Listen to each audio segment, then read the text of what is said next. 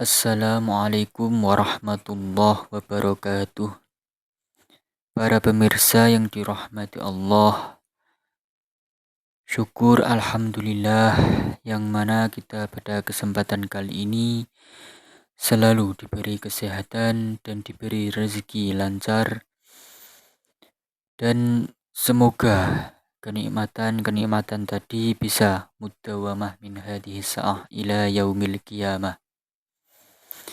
Pemirsa yang dirahmati Allah, marilah kita bersama-sama mendengarkan tausiah dari Ustadz Saiful Karim. Semoga apa yang beliau sampaikan bisa bermanfaat bagi kita semua. Apa yang Allah anugerahkan pada kita hari ini? Di situ akhirat adanya. Jadi kalau ingin mendapatkan akhirat sederhana, terima semua apa yang Allah anugerahkan padamu, tangkap pesan di yang dibaliknya. Oke? Selama ini masih memilih? Di suami yang gak sabar marah-marah ada akhirat? Tidak suka suami begitu? Berarti nggak akan bisa pulang ke akhirat kalau belum bisa menerima dia apa adanya. Karena akhirat ada di situ. Jadi akhirat itu bahasa Arab artinya adalah titik akhir, terminal terakhir. Yuk, jawab pertanyaan saya. Kita berasal dari siapa? Kita berasal dari mana? Kita berasal dari Allah. Berarti terminal awal kita siapa? Allah. Ulangi, belum kompak. Kita semua berasal dari mana? Berarti terminal awal kita siapa? Allah. Kita semua akan pulang kemana? Berarti terminal akhir kita Allah. Jadi terminal awal Allah, terminal akhir Allah. Kalau begitu, akhirat itu terminal terakhir. Kalau begitu terminal terakhir kita siapa? Allah. Bukan surga, bukan neraka. Kan innalillah wa inna ilaihi rajiun, asal dari Allah kembali ke Allah. Nah, manisara ribuk teuing nguruskeun surga. Kan kita asal dari Allah kembalinya ke Allah. Berarti terminal terakhir kita Allah. Jadi sebetulnya secara hakikat akhirat itu hakikatnya adalah Allah. Pertanyaan saya, adakah di semesta ini satu peristiwa pun terjadi tanpa kehadirannya? Gak ada. Jadi kalau semua peristiwa itu hadir di semesta tanpa, tidak mungkin tanpa kehadirannya. Kan tugas kita cuma satu. Jangan terjebak benar, salah, baik, buruk. Karena benar, salah, baik, buruk itu dari pikiran kita. Pikiran saat menilai tergantung seberapa luas pengetahuan kita, seberapa sadar kesadaran kita. Sehingga kata si A ini benar, kata si B ini salah. Benar salah itu relatif. Tetapi semua peristiwa yang sudah terjadi sebagai realitas itu adalah kebenaran. Jadi kalau kita sadar semua realitas adalah kebenaran, tugas kita cuma satu. Ya Allah, ajarkan kepadaku pesan apa yang hendak Engkau sampaikan lewat peristiwa ini. Baik yang disukai maupun yang tidak disukai. Kita akan bisa menangkap pesannya. Keren gak? Kalau gitu, ketemu gak akhirat di situ? Ketemu Allah gak di situ? Jadi, pertemuan dengan Allah itu dimensinya sangat luas. Allah yang tak terbatas bukanlah suatu titik. Jadi kalau ada orang mengatakan saya sudah sampai kepada Allah, itu kesombongan saja. Oleh karena itu siapapun orangnya, semua sedang OTW. Oh, tunggu one way. Semua kita tuh sedang OTW. Makanya disebut Israil. Orang yang sedang berjalan menuju Allah. Dan semua kita sedang berjalan menuju Allah. Emang menuju mana? Betul? Clear sekarang? Oke. Pelan-pelan ngajinya. Karena biasanya kalian ngaji biasa cepat kan? Ayat ini sudah dibaca berulang-ulang. Saya yakin itu. Saking cepatnya kalian baca. Sampai kalian gak ngerti isinya apa. Kalian tuh kalau baca memang gak ada remnya. Cepet-cepet. Langsung tamat. Alhamdulillah. Gitu. Saya sudah tamat 30 juz, alhamdulillah. Gimana Bu? Tenang. Karena enggak ngerti. Kalau ngerti pasti enggak tenang, betul enggak? Coba, kalau ngerti sedikit aja, carilah pada apa yang Allah anugerahkan padamu negeri akhirat. Stop sampai di sini. Apa yang dianugerahkan pada saya? Allah anugerahkan penglihatan, pendengaran, tubuh dengan segala kuasanya. Berarti akhirat ada di sana. Allah anugerahkan segala peristiwa, orang yang menyenangi, orang yang tidak menyenangi, berarti ada di sana. Coba, dengan dibuka seperti kita membuka lapisan bawang, ketemu, oh ternyata di semua yang Allah anugerahkan padaku, di sini ternyata akhirat. Kalau saya ingin mendapatkan akhirat, berarti saya harus menerima semua yang Allah anugerahkan pada saya apa adanya. Clear, selesai. Cerdas? Cerdas? Nah, agak cerdas sedikit lah. Nah, jadi dengan sudah minum air wortel kan? Wala tansa nasibaka minad dunya. Janganlah kau lupakan nasibmu di dunia ini. Ini peringatan dari Allah. Karena banyak orang yang melupakan nasibnya di dunia gara-gara terfokus pada akhirat. Dan akhirat itu adalah negeri yang nanti. Padahal kita tahu akhirat itu terminal terakhir. Terminal terakhir kita apa tadi? Allah. Jadi kembali kepada Allah itu kapan? Apakah sekarang di kehidupan sekarang atau nunggu mati dulu? Kapan? Sekarang. Yuk kita sekarang sadar, oh saya ini adalah makhluk cahaya yang ditiupkan Allah ke dalam diri saya. Berarti saya sekarang harus mencahayakan semesta. Oh saya datang ke dunia ini karena cinta kasih Allah. Berarti tugas saya di semesta ini adalah menyayangi, mencintai. Tidak boleh ada kebencian lagi. Oh saya datang ke dunia ini karena diutus oleh Allah untuk menjadi kepanjangan tangan Allah. Maka tugas saya di dunia adalah menjadi kepanjangan tangan Allah, menyampaikan cinta kasih Allah. Keren gak kalau gitu? Selamat gak hari ini? Kalau hari ini selamat, besok selamat. Lusa selamat? Ya sudah, nanti juga pasti selamat. Nah kita tuh melupakan hari ini karena berfokus ke sana. Sampai kita melupakan nasib kita di dunia. Ini ayat nyambung ya. Disuruh mencari negeri akhirat pada apa yang Allah anugerahkan padamu. Kan yang Allah anugerahkan padamu adanya di sini di dunia. Makanya dipertegas dengan ayat yang kedua. Wala tansa nasibaka minad dunya. Jangan pernah kau lupakan nasibmu di dunia ini. Jadi kalau kita lahir ke dunia miskin, jelas yang salah orang tua kita. Tapi kalau kita mati miskin, yang salah ya Anda. Tidak bisa mencari akhirat di tempat yang di apa-apa yang Allah anugerahkan padamu. Bagi orang yang sudah berkesadaran, sudah tidak ada baik buruk, benar salah, semua yang terjadi dalam kehidupan adalah kebenaran, cuma minta sama Allah, ya Allah, tolong ajarkan apa yang pesan yang hendak kau sampaikan kepadaku di balik peristiwa ini. Jadi orang-orang yang kesadaran rendah ketika mendapatkan yang tidak diinginkan dalam hidupnya, ngomongnya, Gusti, cute.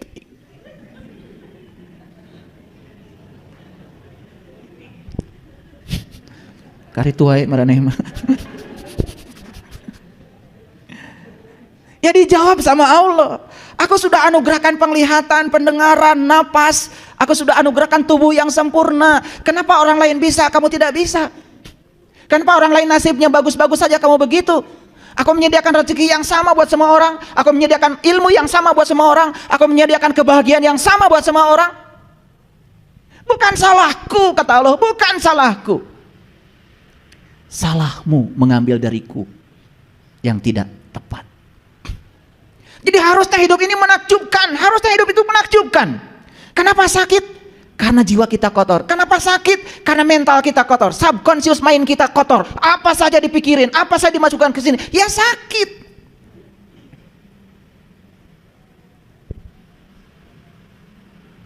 Ngerti ini saya ngomong dari tadi? Sudah dikeraskan suara saya.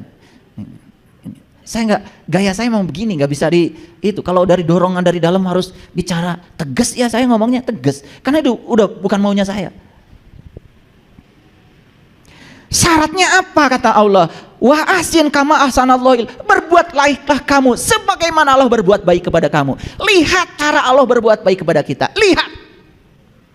Tanpa keinginan, tanpa muatan, tidak bergantung baik buruknya kita. Tetap saja dia menemani kita, berada bersama kita, dimanapun kita berada. Seperti itu Allah. Makanya Allah itu ya seperti itu. Nah, kenapa Allah seperti itu? Karena dia maha. Maha itu makanya tidak pernah terganggu. Jadi kalau ada orang mengatakan, awas ya, kamu jangan berbuat durhaka kepada Allah, karena nanti kamu diazab sama Allah. Tersinggungan dong Allah. Jadi kalau Allah itu mengazab kita karena kita berbuat sesuatu yang tidak sesuai dengan keinginan Allah, berarti Allah itu tersinggungan. Di mana kemahanya Allah? Awas, memahaminya tipis, tetapi kita bisa celaka. Karena dia maha, maka kemahanya itu maha perkasa, maha kuasa, maha suci, maha rahman, maha pengasih, maha penyayang. Allah tidak terganggu. Semua manusia di dunia ini durhaka, Allah tidak akan berkurang kesuciannya karena dia maha. Jadi ketika kita menyimpang dari jalan Allah, kita akan diajarkan, ini loh akibat kau menyimpang dari jalan Allah, jiwamu tersiksa, pikiranmu merana. Betul nggak? Dengan tetangga konflik, dengan istri konflik, dengan anak konflik, ya, penyakit banyak, duit gak punya, itu loh akibatnya, gitu kata Allah. Jadi Allah tuh cuma mengajarkan, kalau kamu memilih ini loh akibatnya. Kalau kamu memilih ini loh. Allah itu tidak pernah dendam, hanya mengajarkan kepada kita supaya tambah baik, itu saja. Nih, saya sering demonstrasikan garam 1 sendok masukkan ke air 1 gelas asin. Garam 1 sendok masukkan pada air 1 ember, sudah tidak terlalu asin. Sama 1 sendok, garam 1 sendok masukkan ke kolam renang, ubak terus, gak asin. Garam 1 sendok masukkan ke danau, sama sekali gak asin. Danau itu masih terbatas, tapi garam 1 sendok tidak terasa oleh danau karena luasnya. Apalagi dia maha tak terbatas, maha luas, tidak terganggu. Jadi semua di semesta ini hanya dia sedang mengajarkan hukum sebab akibat. Ciptakan sebab yang baik, akibatnya baik. Ciptakan sebab yang buruk, akibatnya buruk. Jadi Allah tidak pernah menghukum hamba yang dicintainya, hanya mengingatkan kita supaya tambah baik. Itulah welas asihnya Allah.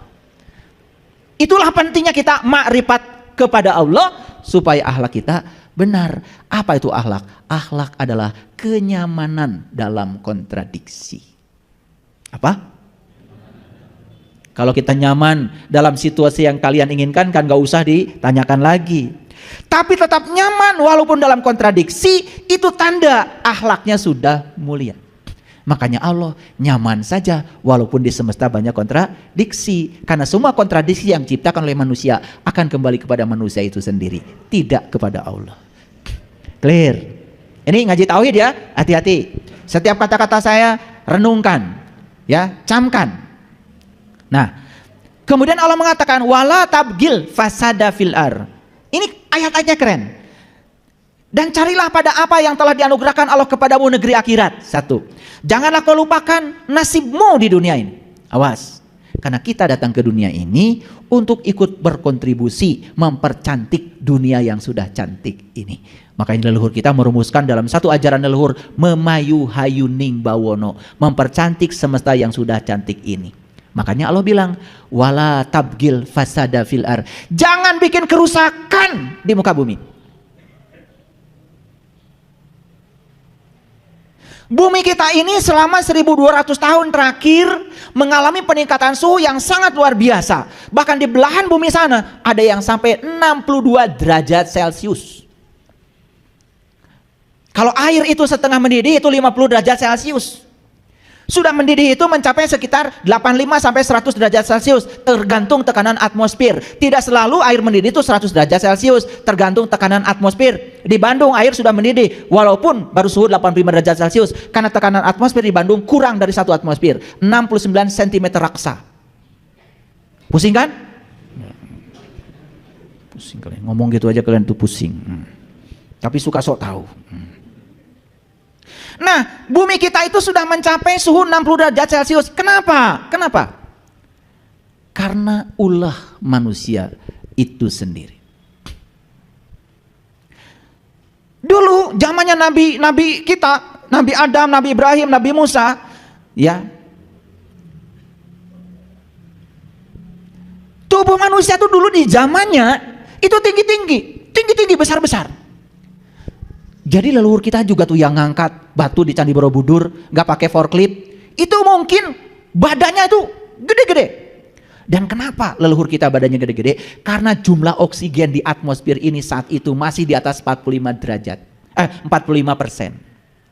Sekarang jumlah oksigen di atmosfer ini semakin berkurang, bahkan kurang dari 25%. Itulah yang menyebabkan manusia makin kesini makin kerdil. Kenapa? Karena asupan oksigen buat sel semakin kurang.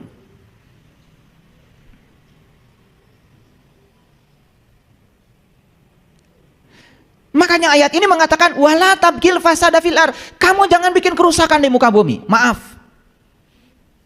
Kita semua berkontribusi membuat kerusakan di muka bumi ini. Yuk perhatikan. Sekarang kalian perlu oksigen. Perlu oksigen? Siapa penghasil oksigen? Pohon, tumbuhan, rumput.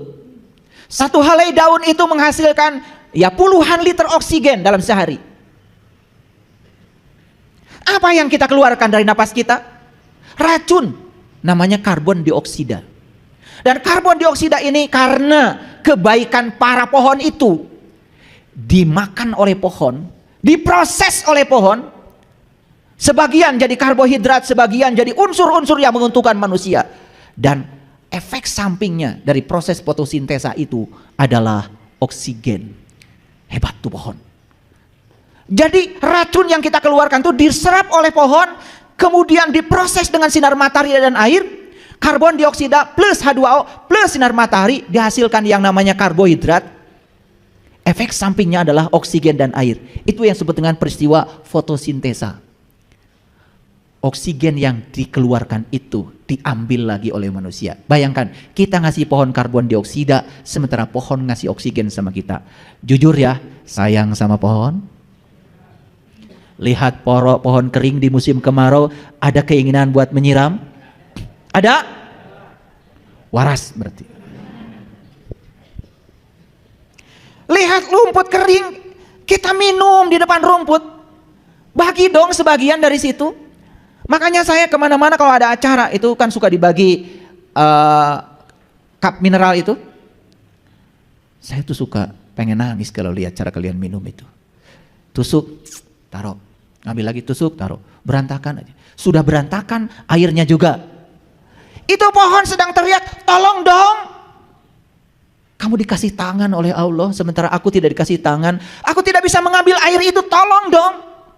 Makanya saya kumpulkan. Baru saya buang ke tempat sampah. Satu tetes air bagi pohon itu luar biasa. Ini soal welas asih, soal cinta kasih. Kalau kita sudah kehilangan rasa itu, aduh, saya nggak ngerti. Di mana letak kemuliaan Anda sebagai manusia? Sudah bikin kerusakan, tidak peduli lagi sama lingkungan. Yuk, tanami rumah kita dengan banyak pohon. Karena mereka adalah penghasil oksigen. Dan kalau bumi ini banyak pohon lagi, insya Allah kadar oksigen di bumi menjadi naik. Dan atmosfer ini akan menjadi sehat lagi.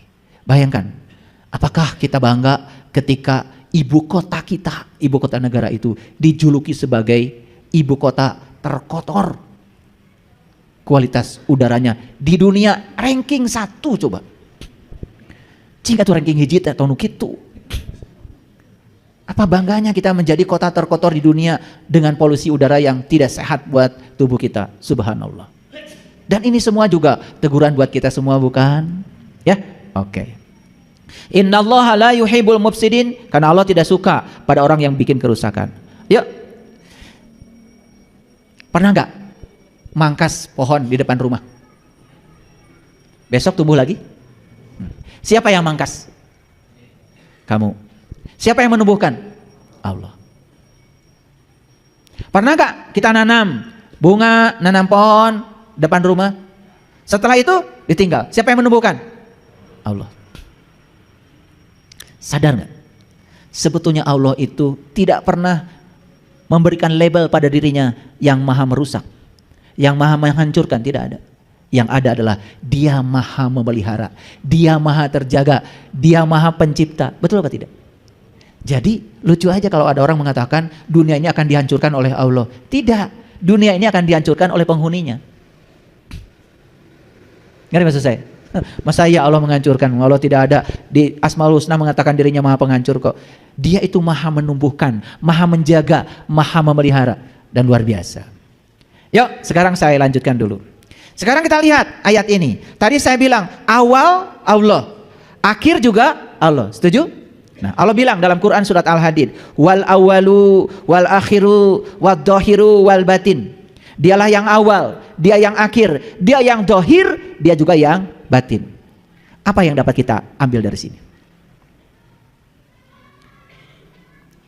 Apa yang bisa diambil dari sini? Dialah yang awal. Ayo ikuti saya pikirannya. Dialah yang awal. Ngerti? Dialah yang akhir. Ngerti? Berarti dia berawal. Dialah yang akhir, berarti dia berakhir. Hati-hati memahami Quran. Kata-katanya dialah yang awal, dialah yang akhir. Kalau kita tidak cerdas, langsung mengatakan, oh awalnya dia, akhirnya dia, berarti dia berawal, dia juga berakhir. Padahal dia kan maha abadi. Tidak berawal, tidak berakhir. Bagaimana memahami ini? Perhatikan saya. Semua orang kalau pergi ke Mekah, tidak ada yang mengitari Ka'bah yang kotak itu kotak.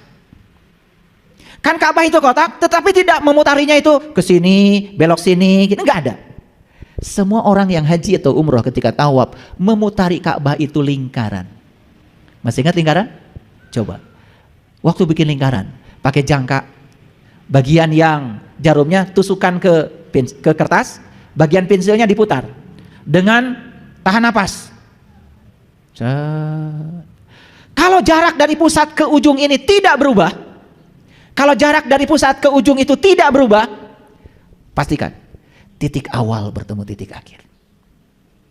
Tapi kalau jarak dari pusat ke ujung berubah, jangan berharap titik awal bertemu titik akhir.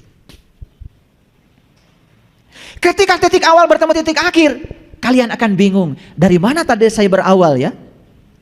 Begitu sudah jadi lingkaran sempurna, sampai kita tidak tahu lagi mana awalnya, mana akhir. Makanya dia itu yang awal, dia yang akhir. Tapi arti yang sebenarnya justru dia itu tidak berawal dan dia tidak berakhir. Ayo, ingin abadi bersama Allah? Ingin abadi bersama Allah? Satu kuncinya, jaga jarak. Titik pusat dengan ujung, jangan meleset. Begitu meleset, titik awal tidak ketemu titik akhir. Makanya filosofisnya umat Islam itu lingkaran, bukan garis. Pernah bikin garis? Coba bikin garis. Awalnya di sini, akhirnya di sini. Awal dan akhir beda. Tapi lingkaran, awal dan akhir ketemu sampai tidak kelihatan lagi mana awal mana akhir. Jadi Allah itu tidak berawal, Allah tidak berakhir karena dia abadi. Yang kedua, dia yang batin, dia juga yang dohir. Makanya dirangkum dalam satu kalimat, la ilaha illallah. Yang batin dia, yang lahir juga dia. Yang mana yang bukan dia? Bukankah semua yang lahir ini berasal dari dia? Jadi kalau orang yang sudah di kesadaran ini, kemanapun dia memalingkan wajah, tidak ada yang dilihat kecuali wajahnya. Nah, kesadaran ini yang membuat seseorang berakhlak mulia. Lanjut dulu. Pernah baca ayat ini? Ini Quran surat Al-Baqarah ayat 177. A'udzubillahi minasyaitonirrajim. Bismillahirrahmanirrahim. Laisal birra an tuwallu wujuhakum qilal masyriqi wal maghrib. Walakinnal birra man amana billah wal yaumil akhir wal malaikati wal kitabi wan nabiyyin wa atal mala ala hubbihi dawil qurba wal yatama wal masakin wabnis sabil wabnas sabil wasailin wa fir riqab wa aqamas shalah wa ataz zakah wal mu'fu bi ahdihim idza ahadu wasyabirin bil ba'sa'i wad dara'i wa hinal ba ulaika alladziina shadaqu wa ulaika humul muttaqun. Ngerti? Nyesel dari tadi saya baca. Tapi kalau nggak dibacakan, dianggap nanti ngarang. Makanya saya bacakan dulu ya. Yuk. Laisal birro antuwallu wujuhakum, wajah. Bukanlah suatu kebaikan kalian menghadapkan wajahmu ke timur dan ke barat. Di dunia ini, kalau berbicara tentang spiritual ada dua kiblat. Ada timur, ada barat. Betul nggak? Iya. Oh ini barat, ini timur. Kalau bicara tradisi juga dua. Ini ada barat, ada timur. Betul nggak? Bahkan kita menghadapkan tuh wajah lahir kita ketika kita melakukan sholat juga ke arah barat. Apa pesan apa yang hendak Allah sampaikan di sini? Laisal birro an tuwallu wujuhakum qilal masyriqi wal maghrib. Sesungguhnya bukanlah kebaikan kamu menghadapkan wajahmu ke timur dan ke barat. Kata Quran. Walakinnal birro, apa sih kebaikan itu? Satu, man amana billah. Itu kebaikan. Iman kepada Allah. Dua, wal yaumil akhir. Iman kepada yaumil akhir. Sudah saya jelaskan tadi. Wal malaikati, iman kepada malaikat. Wal kitabi, iman kepada kitab. Wan nabiyyin, iman kepada para nabi. Wa atal mala ala hubbihi. Kebaikan selanjutnya apa? Memberikan harta mal ala hubbihi yang kamu cintai. Suka ngasih ke orang? Hari ini sudah ngasih uang berapa? Ada yang di jalan bantu kita untuk mobil kita supaya dikasih jalan sama mobil lain, ada? Kasih berapa? Kasih berapa? Kenapa? Jawabnya lambat. Kalian pernah gunakan uang 2000 itu? Pernah? Bisa beli apa? Subhanallah. Sedangkan kebaikan menurut Allah itu satu, beriman pada Allah, beriman kepada hari akhir, beriman pada malaikat, pada kitab, pada para nabi. Wa atal mala ala hubbihi. Dan kebaikan selanjutnya adalah memberikan harta yang kamu cintai.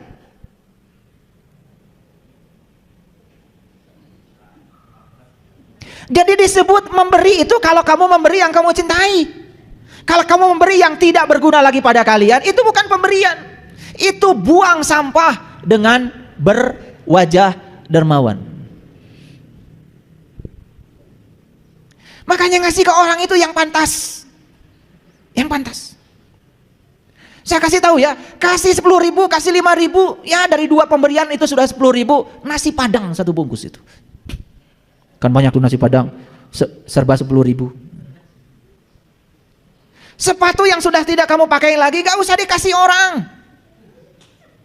Baju yang sudah sempit tidak kamu pakai lagi, kalau dikasih orang bukan pemberian. Karena kamu sudah tidak pakai lagi. Jadi buntutnya iman pada Allah, iman kepada hari akhir, iman pada malaikat, iman pada kitab, iman pada nabi. Buntutnya adalah kita bisa memberikan harta yang kita cintai. Wa atal mala ala hubbihi. Hubbihi. Yang kamu cintai. Nih ujiannya kalau ngaji dengan saya. Kita punya segitu-gitunya uang. Itu yang datang pas perlu uang segitu. Dikasih apa tidak? Bohong. Saya kasih tahu ilmunya. Kalau ragu jangan dikasih. Tapi kalau full di sini, intuisinya full, kasih.